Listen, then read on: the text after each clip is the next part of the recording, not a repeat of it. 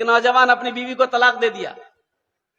अब तलाक देना था, दे दिया। नौजवान परेशान हो गया। तलाक देने के बाद ये काजी साहब के पास गया, बोला काजी साहब हम अपनी बीवी को तलाक दे दिए हैं, कोई रास्ता निकालिए। काजी साहब बोला कि चल भाग, कोई रास्ता नहीं है, चल हट।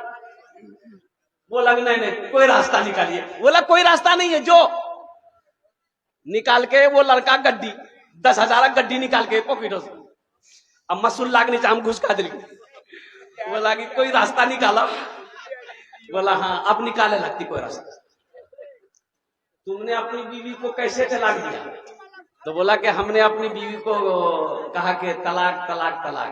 बोला तुमने छोटी काफ से तलाक दिया है, इसलिए तलाक का जो लफ्ज है ये अरबी लफ्ज है, तलाक तलाक तलाक, इसलिए तुमने छोटी काफ से तलाक दिया है। तलाक नहीं हुई, जाओ मजे मारो, जाओ।